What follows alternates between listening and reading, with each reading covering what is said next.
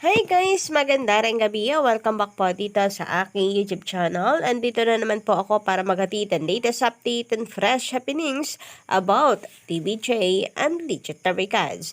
And for tonight's video, narito ang atin pong mga pag-uusapan.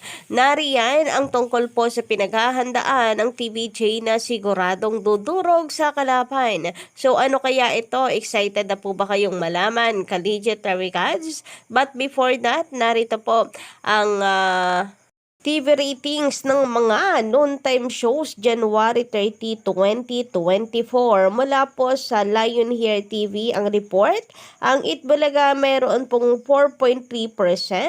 Si Boss Joey yung nakalagay, no? Siguro kasi siya yung utak ng titulong Itbulaga. Samantalang ang It's Showtime, 3.9. Si Vice Ganda naman yung kanilang inilagay. Siguro kasi siya yung dadala ng Showtime. Samantalang tahanang pinakamasaya, 2.9% lamang. Mukha ni Yorme ang kanilang ipresenta. Siguro kasi hindi nila maipagmalaki si Paolo Charis. Anyway, makikita po natin dito, Legit Taricaz, na nangunguna na naman ang Itbulaga as always. Congratulations, TVJ and Legit Taricaz. And speaking of nangunguna, eto, Legit Taricaz, ang pruweba or isa pang pruweba na tinututukan at mahal ng mga tao ang Itbulaga. So today, pasok nga po ang hashtag Legit Taricaz sa trending dito sa Pilipinas. Ganun din ang Itbulaga ng TV5. So halos araw-araw trending po tayo. Ibig sabihin araw-araw pinag-uusapan at napaka-relevant ng Itbulaga, Legit Taricaz. Maraming sa lahat sa mga nakilahok at araw-araw na panggigiliw sa Itbulaga. Lalo na ngayon na mayroon pong announcement ang TVJ na kung saan, ayon nga po sa kanila ay mayroon po tayong bagong segment na dapat pong abangan sa Itbulaga. At inaasahan po Legit Taricaz na magpapataob at lalo pong pupulutin sa kangkungan ang tahanang pinakamasaya dahil sa Itbulaga. Dito sa inihahanda ng TVJ para mas mapaganda pa ang ating panonood tuwing tanghali.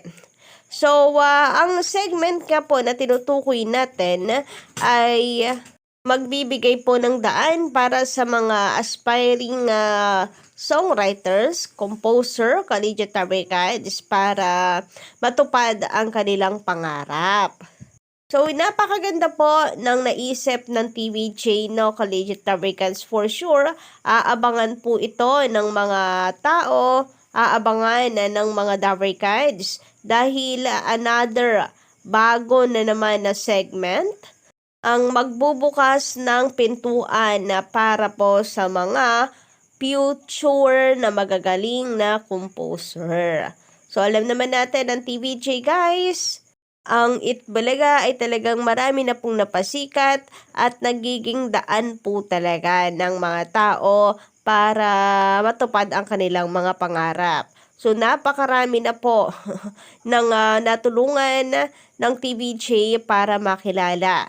So, nariyan sila Maine Mendoza. Kita nyo naman napakaswerte ng TVJ kay Mengay. Napakahusay pong komedyante at talagang nagiging tawag doon, attraction ng Itbulaga. At napakaswerte din ni Maine Mendoza kasi nakailang subok na rin po siya para lamang maging artista. Pero sa Itbulaga po siya nakilala. Or sa Itbulaga natupad ang kanyang pangarap. Nariyan din sila Tony Gonzaga, marami pang iba, Sharon Cuneta. So mapa-singer, actor, comedian, host, dancer, napapasikat po ng TVJ.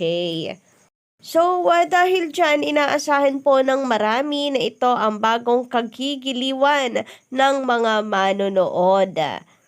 bagong pakaabangan na segment sa noontime. And natawa pa nga po ang TVJ dahil si Henyo Master Joey De Leon ay nadulas. Sinabi po na tawag ng tanghalan. Alam naman po kasi natin na sa yon sa It's Showtime. Po pwede rin na paraan din daw yun, Henyo Master, para promote yung kabila kasi okay naman daw ang Showtime at ang Eat Bulaga. Pero pwede ring joke lang din yun, Henyo Master, for me kasi kilala naman natin sa Henyo Master mapagbiro. At connect to the dots always kasi napaka-henyo po talaga. Samantala, kung mapapansin nyo nga po, Kaligit Tarvican, si Mama Pau ay wala po sa sugod barangay o sa sugod bahay mga kapatid.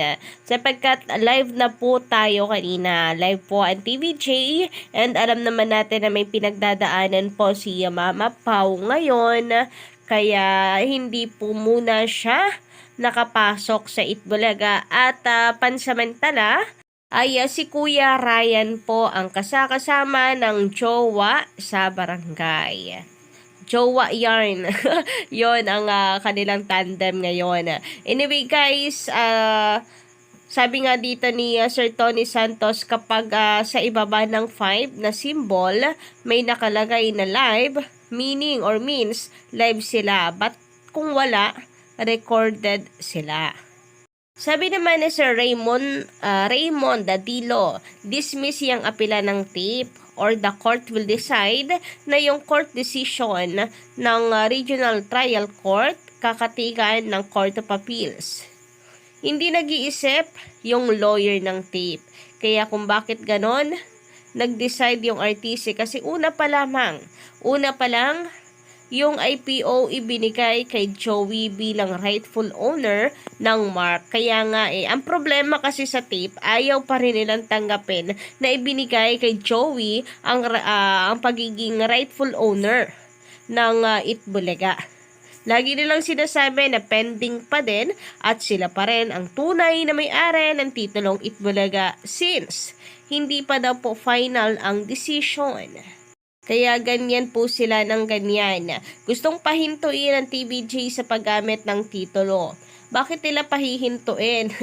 Sila nga ayaw pong payagan ng korte ng IPO din na gamitin ang titulong Itbulaga. Tapos sila ang malakas pong magdemand na tanggalin ang karapatan or bigyan ng RTC, bigyan ng TRO ang TVJ sa paggamit ng Itbulaga. Samantala, sabi naman po dito ni Sir Bongbong Ocana Jr., magandarang gabi. Wala daw bad faith and they were the first to register. Yan pa lang na statement, may bad faith na unless they can show proof that Joey and TVJ agreed with them in registering the Itbulaga trademark on their name.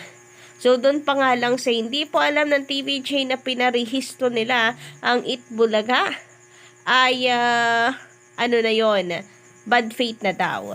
So, isa rin, naalala ko yung sinabi ni Attorney Buko na reason ng IPO para kanselahin ang trademark ng EB or ng Tape Inc. rather. Ang reasons daw is that hindi kayang patunayan ng Tape Inc. na sila ang nakabuo ng Itbulaga. Nakita rin ng IPO na ang Itbulaga ay existing na bago pa man dumating ang tape. So nakita po nila yon. Wala pang tape pero may Itbulaga na, 'di ba? Which is true naman talaga, kahit tape kaya nilang kahit tape masasabit madudulas sila dyan kasi totoo at nakalagay sa history na 1981 sila dumating sa buhay ng Itbulaga. Meron pa 3 po yan, Kaligit Tarvicads. And yung bad faith na tinutukoy, I think nandun na yun sa mga 3 reasons na yun na parehistro ang Itbulaga ng mga taong hindi nag-i-exist noong nagawa ang Itbulaga. Anyway, sabi naman ni Sir Manuel Ponce, hehe, grabe si Paulo Contis. Utak, proud pa siya. Paulo Conti Utak pala, sorry. Grabe si Paulo Conti Utak. Proud pa siya noon na 2,500 lang binibigay sa anak. Dapat tumahimik na lang siya. So, may kumalat nga pong issue patungkol po dito na proud pa si Paulo Quintis na may binibigay siyang sustento. Grabe nga naman sa 2,500. Baka school supplies, baon sa school, hindi na po sapat ang 2,500.